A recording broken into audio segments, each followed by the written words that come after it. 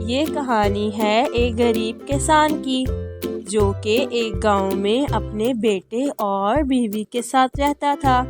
کسان ایک بہت ہی محنتی انسان تھا اور اس کے بیٹے کو پڑھنے کا بہت شوق تھا، پر ان کے پاس اتنے پیسے نہیں تھے کہ وہ اپنے بیٹے کو اسکول پڑھا سکے، اس لیے اس کا بیٹا گھر پر ہی پڑھتا تھا۔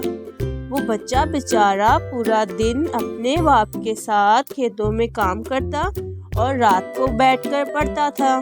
ایک دن کسان اپنی سبزی کو لے کر منڈی جا رہا ہوتا ہے کہ راستے میں اسے ایک بوڑھا آدمی ملتا ہے اور وہ گر جاتا ہے۔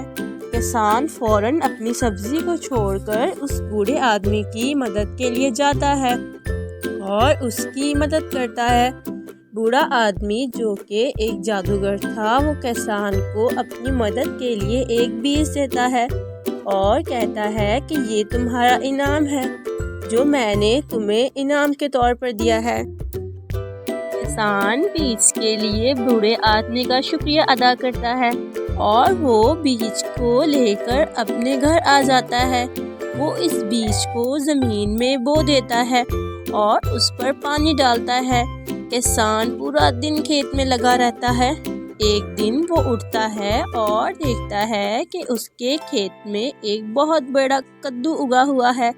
وہ اس کدو کو دیکھ کر حیران ہو جاتا ہے اور اس کدو کو لے کر بادشاہ کے پاس جاتا ہے اور بادشاہ کو کہتا ہے کہ یہ کدو میں آپ کو تحفے میں دینا چاہتا ہوں۔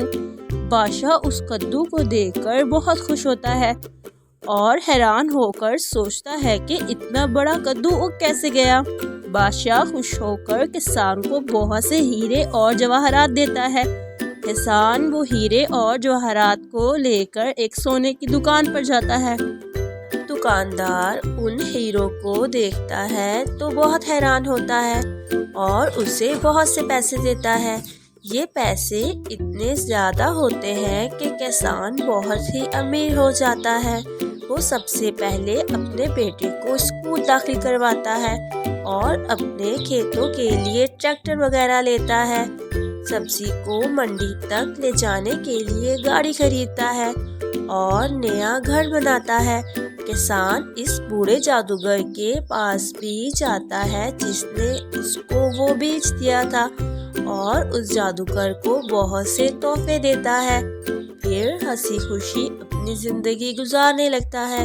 کسان کی یہ کہانی بہت ہی مشہور ہو جاتی ہے کہ کیسے بادشاہ نے خوش ہو کر کسان کو اتنا زیادہ خزانہ دیا۔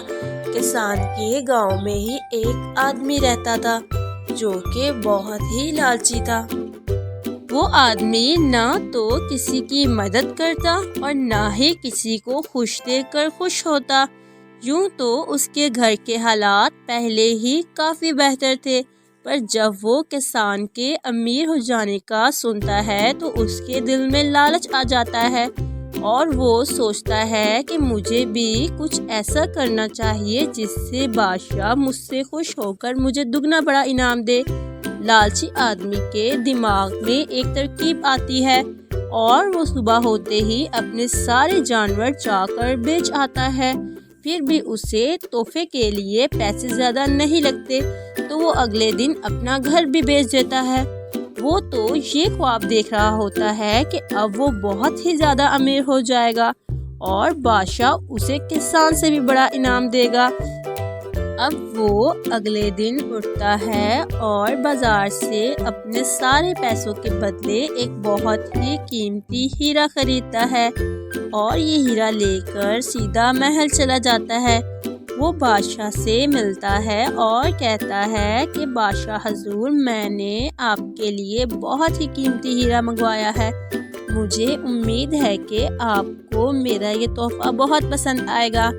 جب بادشاہ وہ ہیرا دیکھتا ہے تو بہت خوش ہوتا ہے اور بادشاہ سوچتا ہے کہ مجھے بھی اس نایاب ہیرے کے بدلے اس آدمی کو کوئی نایاب تحفہ دینا چاہیے۔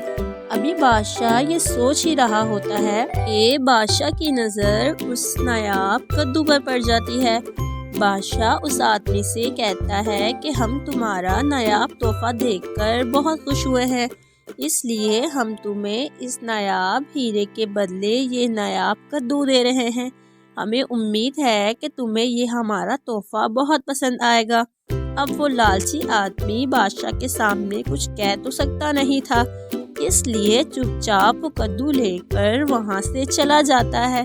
اب اسے ایک بہت ہی پرانے گھر میں رہنا پڑتا ہے اور اس کے دماغ میں یہ بات آ رہی ہوتی ہے کہ لالچ بری بلا ہے، اس نے کتنی بڑی غلطی کی ہے اور اپنی قسمت خود ہی برباد کی ہے۔ تو پیارے بچوں، اس کہانی سے ہمیں یہ سبق ملتا ہے کہ ہمیں کبھی بھی کسی دوسرے کو دیکھ کر اس سے جلنا نہیں چاہیے اور لالچ میں آ کر کوئی بھی فیصلہ نہیں کرنا چاہیے۔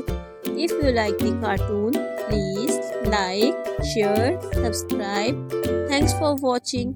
Bye bye. See you later.